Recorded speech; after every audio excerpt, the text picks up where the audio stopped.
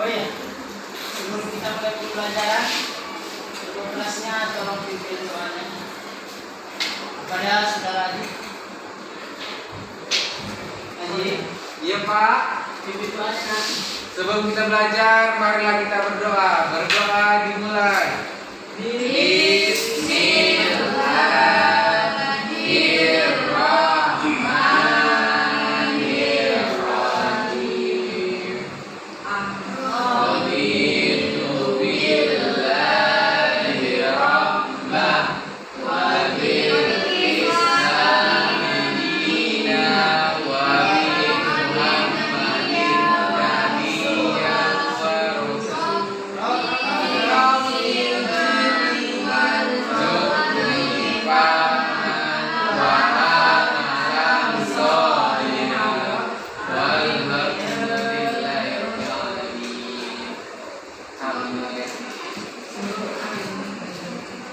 Nah, sebelum kita mulai pembelajaran, sebelumnya Bapak mewakili dulu sebentar. Siti Nurhayda, Nur Anissa, Suci Anissa Tanasih, Handayani Nur Harahat, Alison Terus, Hadir Pak. Ivan Prawita, Hadir Pak. Hilmi Sapitri, Laila Fitri, Linda. Hadir semuanya kan?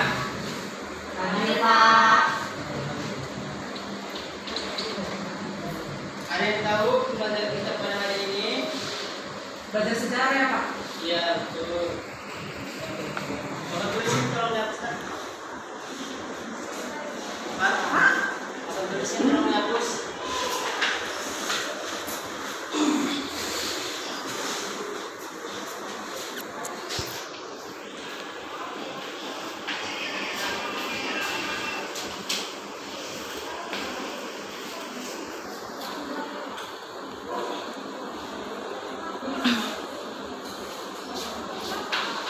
Masih. Baiklah, pada hari ini kita akan belajar tentang nilai-nilai perjuangan masyarakat Indonesia.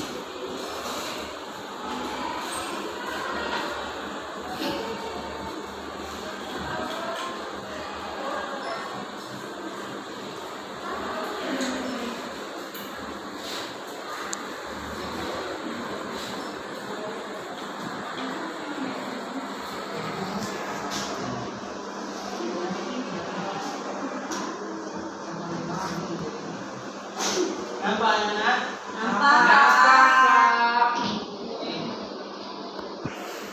Jadi nilai-nilai perjuangan revolusi ini dibagi lagi. Yang pertama itu yang akan kita bahas ialah tentang persatuan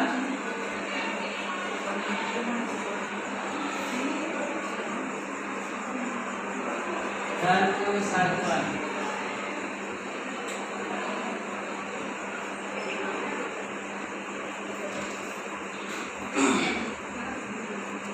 Jadi ketika kita membahas tentang persatuan dan kesatuan, maka yang terlintas di pikiran kita seperti apa sih persatuan dan kesatuan itu? Ada yang tahu? Persatuan dan kesatuan. Persatuan dan kesatuan. Ada yang tahu? Pancasila. Pancasila.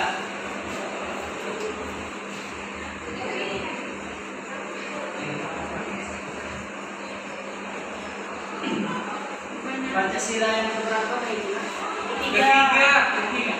Bunyinya Persatuan Persatuan dan kesatuan. Pancasila. Satu.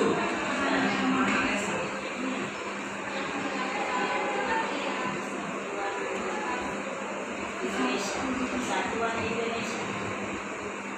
Dua.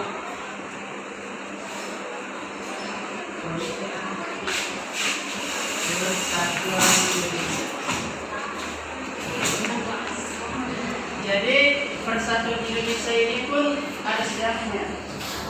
Nah, jadi merupakan saat tahunnya rakyat Indonesia itu memang dipecah belah oleh rakyat atau negara penjajah.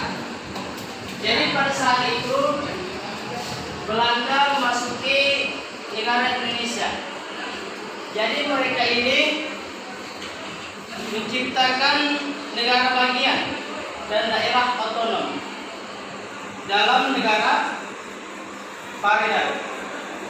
Nah, disinilah terlihat jelas bahwa Belanda berusaha memecah belah negara bangsa Indonesia pada saat itu. Nah, pada saat itu timbul berbagai kesulitan di lingkungan rakyat Indonesia, baik itu secara politik maupun ekonomi. Kemudian pada saat itulah dengan terjadinya kesulitan yang terjadi seperti tadi, kesulitan di bidang politik.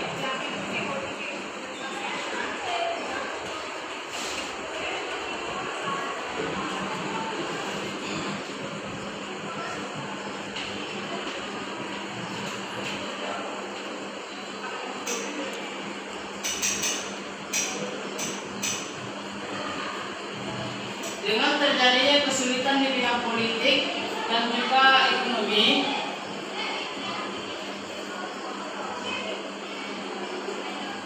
sangat terlihat jelas bagi rakyat Indonesia pada saat itu tujuan daripada Belanda itu adalah untuk memecah belah dan mengadu domba rakyat Indonesia.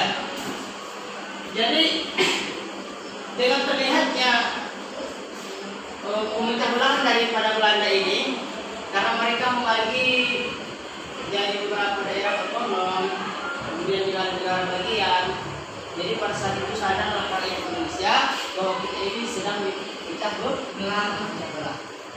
Kemudian pada tanggal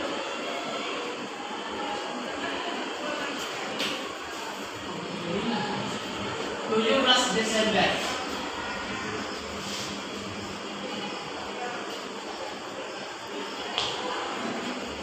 1950. Pada tanggal 17 Desember 1950, karena tadi sudah terlihat suatu rencana daripada negara Belanda untuk memecah negara Indonesia, maka pada tanggal 17 Desember 1950 ini, maka rakyat Indonesia menciptakan yang namanya itu negara persatuan dan kesatuan. Karena dengan persatuan dan kesatuan ini,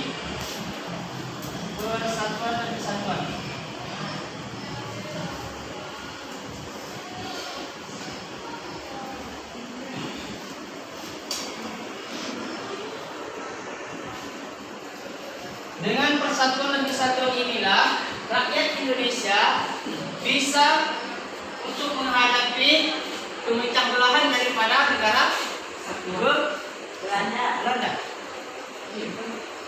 Apakah menurut anak-anak persatuan dan kesatuan ini penting sampai saat ini? Penting, Pak. Kenapa penting? Karena supaya menghindari perpecahan. Menghindari perpecahan. Ada lagi?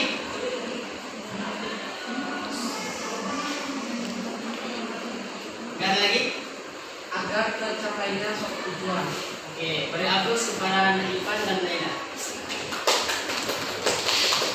Jadi memang persatuan dan kesatuan ini masih sangat diperlukan sampai sekarang ini. Apalagi sekarang ini di Kota Medan.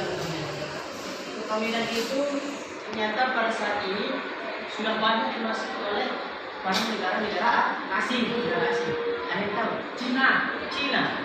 Jadi ada lagi. Kamu dia Jepang. Di mana pernah nampak? Ada. Di mana?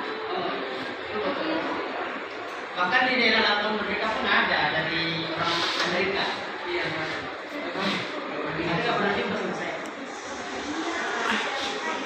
Jadi persatuan dan kesatuan ini sampai saat ini masih sangat kita perlukan. Karena di Kota Medan sudah dimasuki oleh orang-orang Tionghoa, negara-negara Asia Cina tadi. Jadi mereka itu sekarang ini masuk ke Indonesia dengan tujuan apa? Menjajah. Menjajah.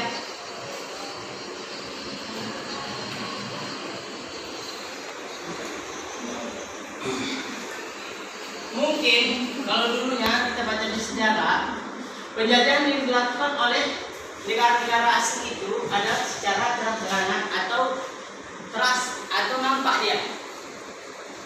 Nampak. Jadi Belanda itu tidak sembunyi-sembunyi. Tidak dari dalam dia apa. Dia langsung menjajah gitu. Misalnya dia menyuruh kita untuk kerja bakti. Itu terlihat nggak penjajahnya itu? Nah, terlihat karena itu dilihat oleh masyarakat banyak. Tapi sekarang ini orang-orang yang menjajah di negara sekarang seperti Cina, Tionghoa,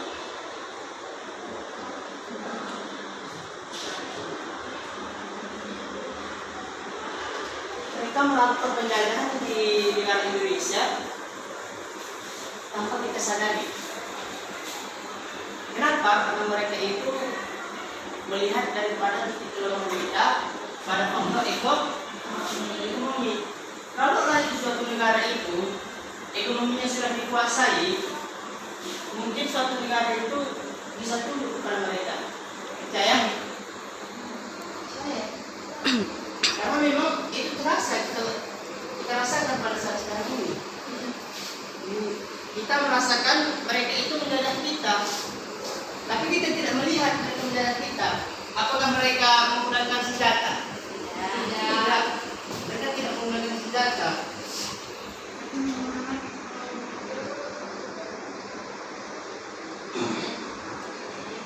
Kalau dahulunya, para penjajah terdahulu menggunakan senjata tidak?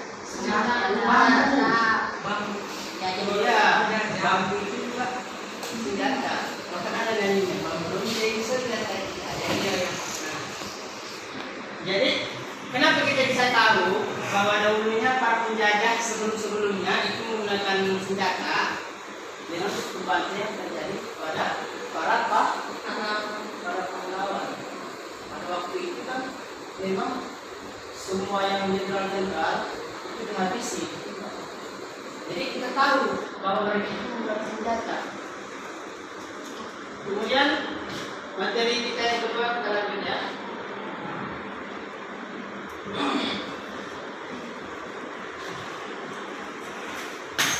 Ini udah paham kan?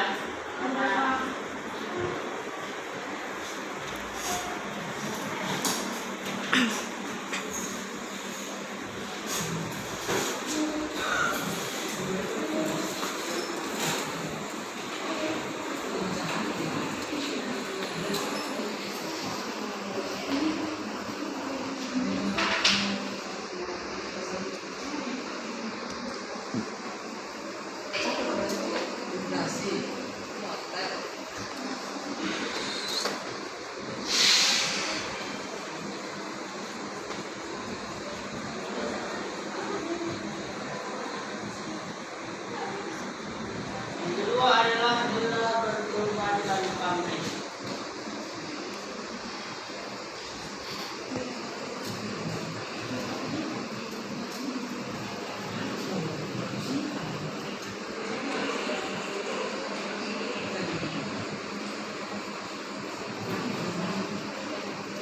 Berbicara tentang rela berkorban dan pamrih.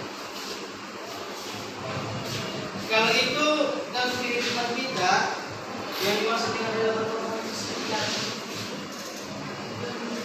Nah, Haji, yang hidup nah, Yang Pak. yang hidup nah, ini bapak kasih pas ya. Iya ya Pak. Jadi nak, untuk Haji, itu semuanya dengarkan. Jangan kita sebutkan pendidikan itu. Pendidikan itu kita jadikan seperti pohon kelapa. Ini contoh ya. Iya Pak.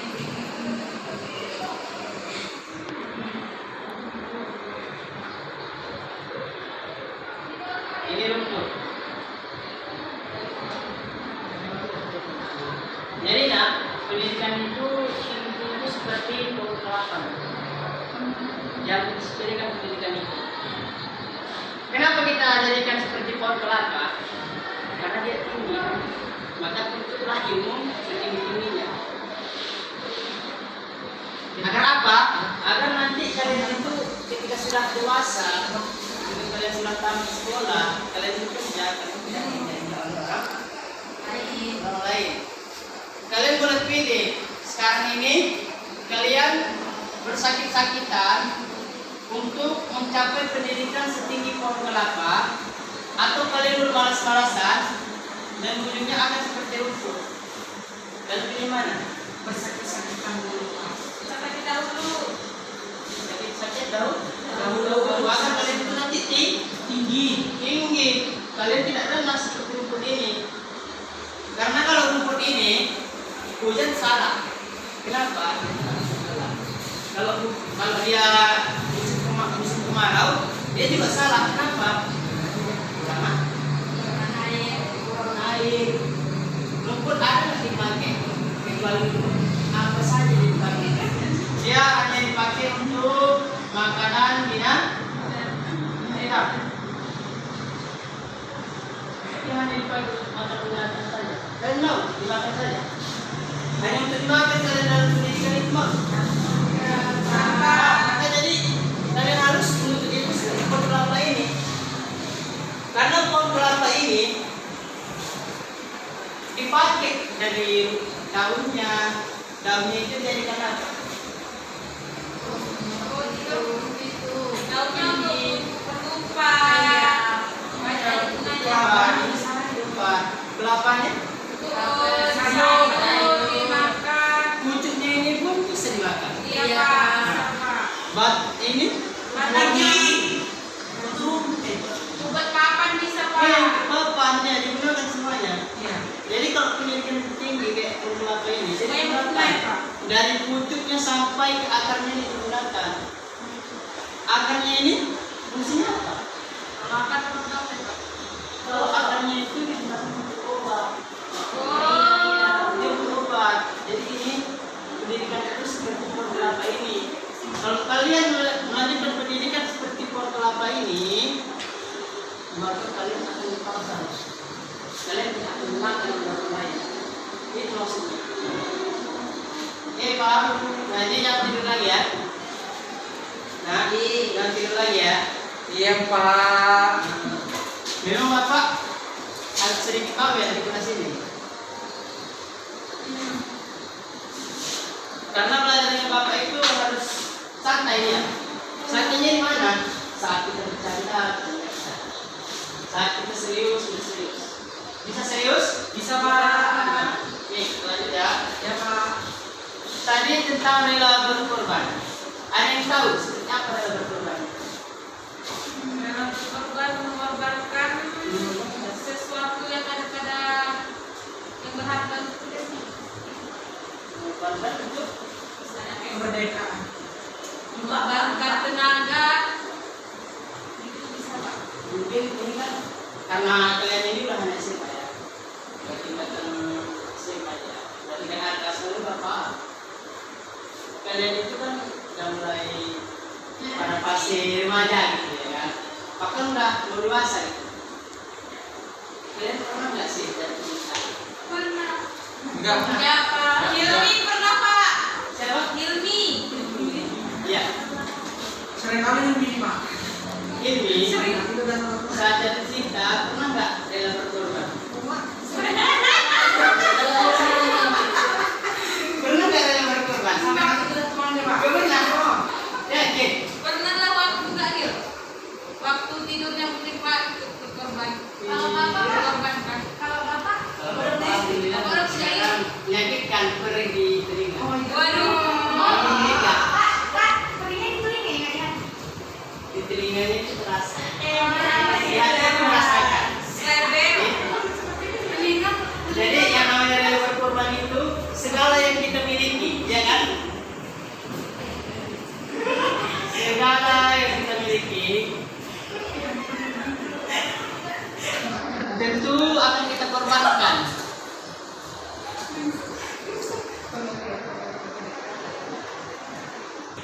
Baik. Dengan penjelasan Bapak tadi ini, yang dua ini tentang persatuan dan kesatuan, sudah paham kan? Sudah paham kan? Jadi kesimpulan pada pertemuan kita hari ini ialah persatuan dan kesatuan itu harus kita tanamkan dalam kehidupan Sehari-hari. ya. Kehidupan kita sehari-hari. Karena persatuan dan kesatuan inilah yang harus kita bangkitkan untuk melawan negara-negara penjajah. Kemudian rela berkorban dan pamrih. Maksudnya itu segala yang kita miliki itu kita korbankan untuk negara ini. Apakah kita harus mengharapkan hasil? Tidak. Jadi maksud daripada itu tadi, jadi kesimpulan ya, rela berkorban dan pamrih itu segala yang kita miliki itu kita korbankan untuk membela negara ini tanpa mengharapkan jasa. Oke, sampai di sini paham? Oke, sebelum kita tutup, sebelum kita kembali pemain bisa Pak, enggak Pak? Coba Kaila guys.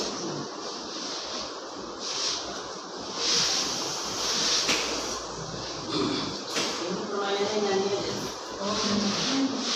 Oke, kita nyanyi mungkin mana ada.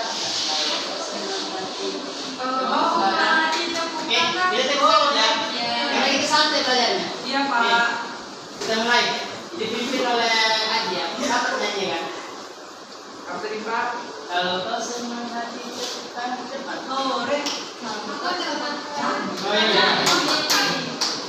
Cepet ya. Cepetan semuanya. Siapa orang matahari? Kalau kau suka hati tepuk tangan. Kalau kau suka hati injak bumi. Kalau kau suka hati mari bersenang-senang jalan Apa sih pada hari ini? Tapi waktu mau masuk kelas dulu kan?